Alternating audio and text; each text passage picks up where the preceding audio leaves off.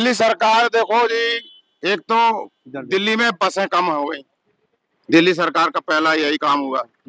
दूसरा काम हुआ, सरकार बनते ही इन्होंने दिल्ली में झुग्गी झोपड़ियों का तोड़ने का अभियान चलाया था। लेकिन वो अभियान जैसे ही बिहार की चुनाव की घोषणा हुई, वो अभियान रुक गया। इनको डर लग गया कि बिहार में हमें हार मिलेगी, तो वो बंद कर दिया। इन्होंने तय किया था कि दिल्ली में झुग्गी झोपड़ी या अनऑथराइज कॉलोनी बिल्कुल भी हम खत्म कर देंगे। लेकिन इसको जो संवैधानिक दायरे के तहत अगर ये काम करना चाहते हैं, तो इनको जो 1991 में बीपी सिंह के टाइम पे कानून बना कि जब तक आप इनको नहीं उजाड़ सकते, जब तक इनको आप रहने के लिए जगह ना दें। और यहाँ तक कि प्रधानमंत्री बनने से पहले प्रधानमंत्री ने अवसर पब्लिक को ऑफर दिया था और वायदा किया था।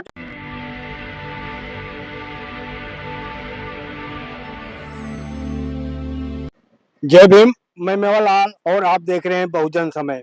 साथियों, इस समय दिल्ली प्रदेश में सरकार अपने आप को वाहवाही लूट रही कि हम समाज के लिए बहुत अच्छा काम कर रहे हैं। जो केजरीवाल ने छोड़ के चले गए थे, उसको हम भरपाई कर रहे हैं, उससे अच्छा काम कर रहे हैं। आज हमारे साथ बहुजन समाज पार्टी के नेता हैं। इनसे समझूंगा कि आखिर ये कैसे रूप सिंह अहिरवार हैं, कैसे देखते हैं कि दिल्ली सरकार कितना काम अच्छा कर रहा है और आगे वाले समय में क्या यहाँ पर बहुजन समाज पार्टी अपना कुछ करिश्मा दिखाएगी। कैसे देख रहे हैं सर दिल्ली सरकार को? दिल्ली सरकार देखो जी, एक तो दिल्ली में बसें कम हो गई। दिल्ली सरकार का पहला यही काम हुआ। दूसरा काम हुआ, सरकार बनते ही इन्होंने दिल्ली में झुग्गी झोपड़ियों का तोड़ने का अभियान चलाया था। लेकिन वो अभियान जैसे ही बिहार की चुनाव की घोषणा हुई, वो अभियान रुक गया। इनको डर लग गया कि बिहार में हमें हार मिलेगी, तो वो बंद कर दिया। इन्होंने तय किया था कि दिल्ली में झुग्गी झोपड़ी या अनऑथराइज कॉलोनी बिल्कुल भी हम खत्म कर देंगे। लेकिन इसको जो संवैधानिक दायरे के तहत अगर ये काम करना चाहते हैं, तो इनको जो 1991 में बीपी सिंह के टाइम पे कानून बना कि जब तक आप इनको नहीं उजाड़ सकते, जब तक इनको आप रहने के लिए जगह ना दें। और यहाँ तक कि प्रधानमंत्री बनने से पहले प्रधानमंत्री ने अवसर पब्लिक को ऑफर दिया था और वायदा किया था कि 2022 तक सबको घर मिल जाएंगे। लेकिन सबको घर नहीं मिले साहब। 2022 तक किसी को घर नहीं मिला और आज भी लोग बेघर हैं।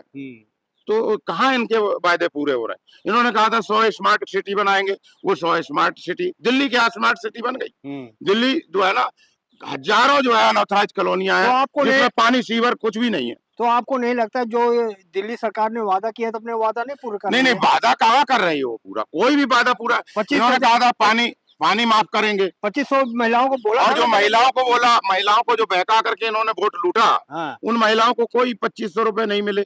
महिलाएं जो है ना अपने अब शांति होकर के बैठ गई और कह रही हैं अगली बार निपटेंगे इनसे। तो ये इस तरह की इनकी वादा खिलाफी है। ये जितने भी वादे करते हैं, झूठ का पुलंदा बना करके लोगों का वोट लूट करके गरीब लोगों के साथ इमोशनल अत्याचार कर रहे हैं। सर, मैं देख रहा हूँ कि दिल्ली में सरकार इंसान के बारे में तो कोई निर्णय नहीं ले, कोर्ट ने कुत्ते पर ज्यादा ध्यान दे रही है। कुत्ते पकड़ रही, फालतू कुत्ते जो घूम रहे हैं इस पर संज्ञान ले रही है। अब 2-3 तरह के लोग हैं यहाँ। जैसे पहले लोग बस्तियों में सुअर पालते थे, तो उनके सुअर बंद कर दिए गए। तो वो लोग जैसे गाय पालते हैं तो गाय वालों से एलर्जी करते हैं। वो कहते हैं गाय क्यों घुस गई पार्क में और इधर क्यों हो गया, वो इधर क्यों हो गया। उन लोगों का काम गाय विरोधी है। और जो लोग कुत्ते पालते हैं वो कुत्ते प्रेमी हैं। वो बड़े बड़े खतरनाक कुत्ते पाल लेते हैं और कोई ना कोई दुर्घटना हो जाती है। तो जो कुत्ता जिनके साथ दुर्घटना होती है वो तो विरोध नेचुरल करेंगे। तो इसलिए नहीं, मैं देख रहा हूँ स्ट्रीट डॉग के खिलाफ जो है एक आंदोलन चल रहा है। मैं ठीक है, लेकिन जो कुत्ते लेके घूमते हैं, सड़कों पर ले जाते हैं, मैं कहता हूँ कि रोड में टट्टी कराने के लिए आ जाते हैं। मैं पार्कों में मैं भी घूमने जाता हूँ, तो उनके क्या यही नियम है कि जब घुमाने लेके नहीं जाए, उनके मुंह बंद होना चाहिए, हाथ में टोकरी होना चाहिए, साथ में झाड़ू होना चाहिए। लेकिन ऐसा तो मुझे दिखता नहीं। नहीं, इतने कठिन कानून जो है ना तो कभी बने हैं ना बन पाएंगे, और बने हैं तो चल नहीं पाए। यहाँ दिल्ली में अगर कानून कठिन बने भी, बहुत सारे कानून बने हैं। थूकने का कानून, वीआईपी एरिया में कोई थूक नहीं सकता, चालान है। हाँ। 2000 रुपए का, हाँ। लेकिन थूकते हैं लोग, हाँ। गुटखा खाते हैं, हाँ। पान खाते हैं, लेकिन तो आम लोगों का जिम्मेदारी नहीं है कि गंदगी फैलाने। देखो ये सारी चीजों का एक ही सिस्टम है।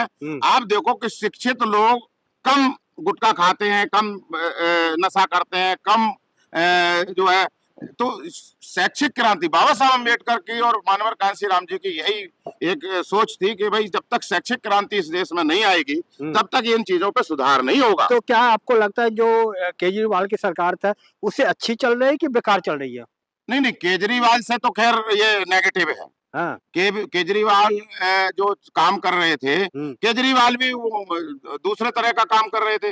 भाई फ्लोर वाइज करा करके उन्होंने राजस्व इकट्ठा किया, दिल्ली वालों को बिजली फ्री दे दी। अब जो है फ्लोर वाइज जो है मकान बनने बंद हो गए और बिकने बंद हो गए, तो रजिस्ट्री बंद हो गई, तो अब वो मकान अब राजस्व कम हो गया। सर मैं आपसे देख रहा हूँ कि दिल्ली में जब से ये दिवाली के बाद माहौल प्रदूषण बहुत ज्यादा है, लेकिन इसके पहले कोर्ट ने आदेश जारी किया था कि ये पटाखे बंद हो, लेकिन ये मुख्यमंत्री जी गए कह रहे हैं हमको पटाखे छुड़ाने का मौका दिया जाए। तो ये जो प्रदूषण बढ़ा है, तो क्या प्रदूषण जो बढ़ा है क्या मुख्यमंत्री की जिम्मेदारी नहीं बनती है? नहीं, मुख्यमंत्री की जिम्मेवारी है, देश के लोगों की भी जिम्मेवारी है, लेकिन आप ये सर्वे कर सकते हैं दिल्ली में भी, जहां शिक्षित लोग रहते हैं वहां इतने पटाखे नहीं छोड़े जाते हैं। जहां अशिक्षित लोग रहते हैं, अज्ञान लोग रहते हैं, वहीं पर इस तरह की बार्गेनिंग होती है। वहीं उन्हीं लोगों को इमोशनल करके ये त्योहार का लोचा लगा करके कि भाई हिंदू धर्म खतरे में है, और करके और ज्यादा से ज्यादा पटाखे फोड़ो तो हिंदू धर्म जिंदा हो जाएगा। लेकिन वो उनके बुजुर्गों का जल्दी से जल्दी जो स्वास्थ्य के मरीज हैं वो खत्म हो जाते हैं। दिवाली के बाद बहुत सारे बुजुर्ग मर गए। हाँ। तो उनकी तो आत्महत्या हो गई, उनके साथ तो उनकी तो हत्या हो गई, उसमें तो कोई निगरानी नहीं। तो हर चीज क्यों इसको धर्म से जोड़ लेते हैं, सनातन से जोड़ लेते हैं? आदमी की जिंदगी तो महत्वपूर्ण है ना। नहीं, यही शिक्षित और अशिक्षित लोगों में फर्क है। जो शिक्षित लोग होंगे वो कभी भी इस तरह के काम ना तो खुद करते हैं और ना आसपास लोगों को कोशिश करते हैं कि भाई इस तरह के काम ना करें। लेकिन जो लोग इमोशनल है, जिनको कैटेगराइज किया हुआ है कि भाई हिंदू धर्म में पटाखा चलाना जरूरी है, हिंदू धर्म में रंग फेंकना जरूरी है, हिंदू धर्म में ये जरूरी है, वो जरूरी है, या मुस्लिम धर्म में ये जरूरी है, वो जरूरी है, तो ये जो धर्म के लोग ठेकेदार लोग हैं, वो उनकी जब दुकानदारी खतरे में आती है तब वो इस तरह का प्रोपगंडा करते हैं। सर ये जो प्रदूषण है 4 साल में टॉप पे आया है ये दिल्ली में। बिल्कुल टॉप पे है और टॉप पे ही रहेगा। कारण ये है कि जब तक बारिश नहीं होगी, कुदरत से जब तक बारिश नहीं होगी तो यह पॉल्यूशन खत्म नहीं होगा। हालांकि एक उड़ती हुई खबर आई थी कि भाई रेखा गुप्ता ने कहा कि भाई कृत्रिम बारिश करा करके हम दिल्ली का पॉल्यूशन खत्म करेंगे, लेकिन अभी तक वो कुछ हुआ नहीं, हवा में चल रही बात है। तो क्या आप देख रहे हैं कि आने वाले समय में अब बहुजन समाज पार्टी अपना यहाँ जनाधार कैसे बढ़ाएगी? नहीं, बहुजन समाज पार्टी का जनाधार तो था, लेकिन पिछली बार केजरीवाल को खड़ा करके ये जनाधार को लूटने की कोशिश की गई थी और लूटा गया। लेकिन अब वो लुटे पिटे लोग फिर दोबारा से बहुजन समाज पार्टी की तरफ बड़ी उत्सुकता से देख रहे हैं कि बहुजन समाज पार्टी आएगी तो हमारा उद्धार होगा। सर एक राष्ट्रीय पार्टी है बहुजन समाज पार्टी, राष्ट्रीय पार्टी को लोग नहीं देखते, जो पार्टियां राष्ट्रीय पार्टी ने उनको कैसे पकड़ लेते हैं लोग? नहीं, दरअसल क्या है कि वो जो राष्ट्रीय पार्टी हाथी इतनी बड़ा है उसको नहीं दिखाई देता। हाथी को हमारे कार्यकर्ता समाज को समझाने की कोशिश करते हैं कि बहुजन समाज 80 से 90% है, वो हाथी जैसा है। इसलिए बाबा साहब अम्बेडकर ने हाथी अपना निशान रखा था और वो हाथी आज दिन तक जारी है। तो ये समाज का बहुत बड़ा तबका जो है वो उसी तरह से जैसे हाथी के बड़े कान होते हैं, वो जल्दी से मुड़ नहीं पाता, पीछे मुड़ के देख नहीं पाता है, और उसके साथ कितने कुत्ते भूख रहे हैं ये कोई पता नहीं लग पाता है। तो ऐसे ही हमारा समाज है, बहुत बड़ी तादाद में है, लेकिन वो अपने आप को, अपनी ताकत को पहचान नहीं पा रहा है। उसकी पहचान कराने का जो दायित्व है वो बहुजन समाज और अम्बेडकरवादियों लोगों का। जी, तो क्या लास्ट सवाल है, क्या बहन जी भी उतरेंगे दिल्ली में जिस तरह से यूपी के लिए करेंगे? आज जिस तरह से हमारे प्रभारी जी बता रहे थे कि बहन जी ने दिल्ली को टारगेट किया है और दिल्ली वालों की जो मेहनत देखी है उन्होंने, और दिल्ली वाले वो लंबे समय से लगे हुए हैं, और उन लोगों के लिए वो यहाँ पर कुछ सहयोग करके हर तरह से समझा बुझा करके यहाँ पर उनको कुछ अच्छा करने के लिए वो उत्सुक है। दिल्ली वालों का सहयोग करना चाहती सर है। बहन जी के ऊपर लोग सवाल कर रहे हैं, बहन जी तो बार बार जब भी चुनाव होता है तो कहते हैं दमखम के साथ उठूंगी, काम करूंगी, लेकिन बहन जी केवल नहीं नहीं, वो वही हाल है जैसे मोर। मोर जब नाचता है तो बहुत सुंदर लगता है, लेकिन जो अपने पैर देखता है तो रो पड़ता है, क्योंकि हमारे पास कोई करोड़ों रुपए जो है उद्योगपतियों से नहीं मिलता है। हमारे यही गरीब लोग मजदूरी करके, नौकरी करके, वही लोग हमें फंड देते हैं, उसी से पार्टी चलती है। तो यही कारण है कि हम लोगों को शराब है या और चीजें हैं वो नहीं मुहैया करा पाते हैं, जिस तरह से बीजेपी कांग्रेस कराती है या आम आदमी पार्टी कराती है, उनको पैसे, अपने कैंडिडेटों को पैसा मुहैया कराती है। हमारे पार्टी वो चीज नहीं कर पाती है, इसलिए पार्टी कमजोर रह जाती है। तो आपके पास फंड नहीं है, पैसा नहीं है, बाहुबल नहीं है, तो कैसे फिर दिल जीतोगे? ये जन क्रांति का मामला है।